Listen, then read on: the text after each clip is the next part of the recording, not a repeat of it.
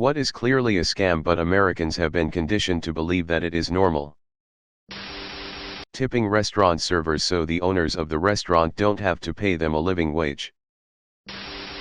Megachurches are literal scams. They make a lot of money, saying it's for the church, then they buy 12 mansions.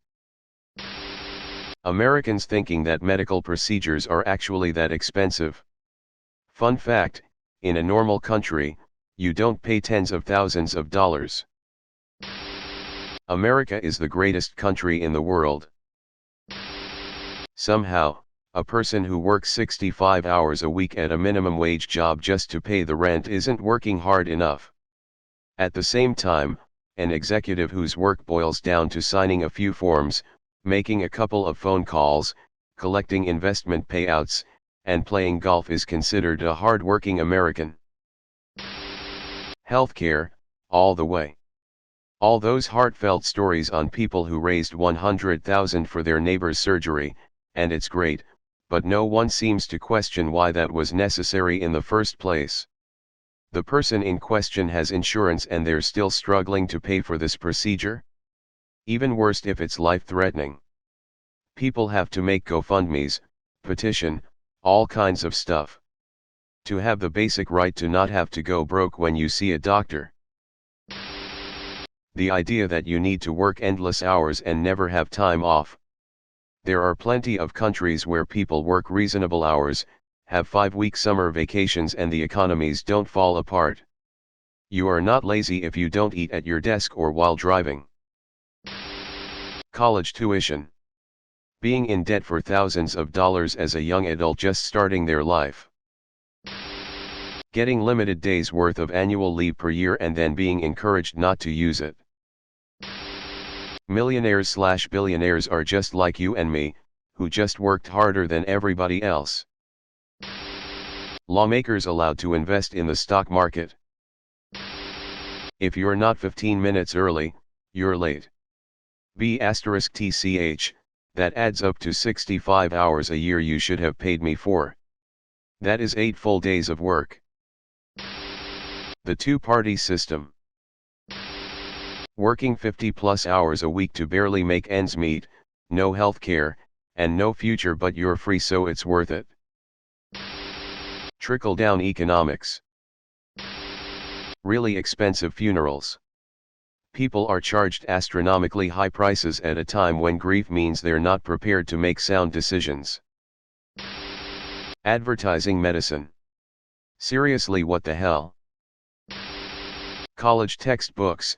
You pay $400 for a book because you have to have the newest version that's rarely changed much, and the school might offer you $40 and sell it for $150 used. The price for healthcare in America. For the love of God, just travel overseas and compare, like, to any country in the world. And then realize how big of a rip-off it is in America. And it's all insurance companies' fault. Your cell phone plans. In my country, I pay €20 for unlimited calls, SMS, and data.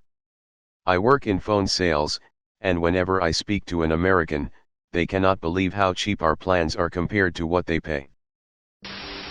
The Pledge of Allegiance was actually an advertisement to sell flags. Tax filing. For the majority of wage earners, the IRS can easily determine how much you owe and tell you what you're owed in a refund. It's simple. That they don't do so is only because tax preparation companies lobby lawmakers to keep the system as it is. Tax preparation companies only exist because they are legally allowed, middlemen. They are slow, complicated, costly, and the opposite of free market efficiency. Health insurance. Studied abroad in France for a year.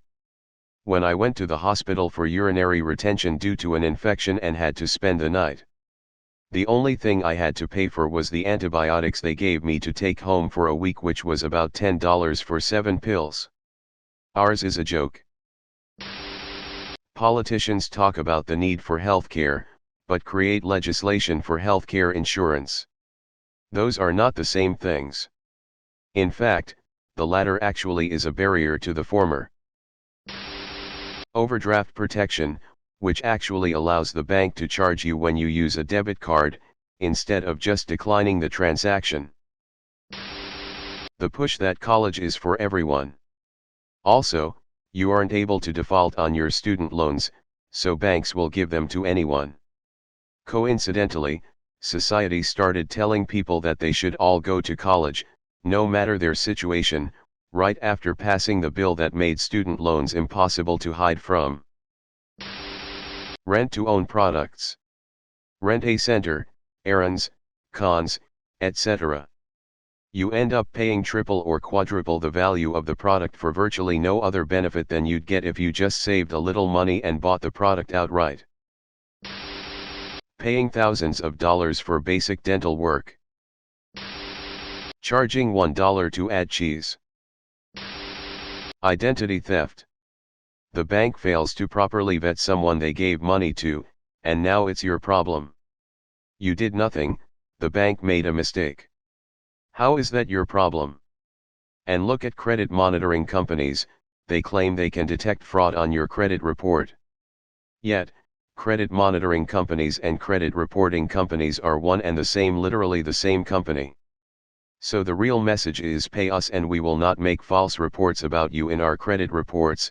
We have the ability to detect falsehoods, but we'll only do so if you pay us. There should be a clear case of libel here. The credit reporting companies often report things that they reasonably know to be false. The war on drugs. Cheap informal pharmacopoeia is what's left for anyone who can't afford or access doctors, psychiatric help, or prescription meds.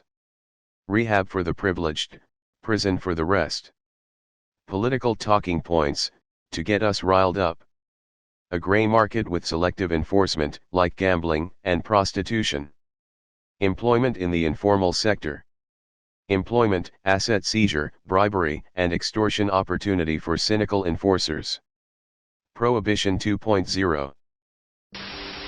Commercialized medication. For-profit health insurance. We still pay for other people's health care, we just do it in a much more bloated and expensive way than universal health care. Water bottles. Cost less than a cent to fill. 90% of ads you see in social media. Hair fruit gummies do not help your hair. Prescription eyeglasses. They should be maybe $100 tops, but we pay multiple times that for them. Insurance. Sure, it works as intended, but it could be non-profit, so rates are cheaper and rebates are given, not so someone can get filthy rich. All the unused money at the end of the year should go back to the insured, not the insurer less a fair wage. Car dealerships. They're literally just middleman functions that do nothing more than raise the cost of the good and produce taxation for the government on multiple levels of the transactions involved in purchasing a car through the third party. Greeting cards cost like $5.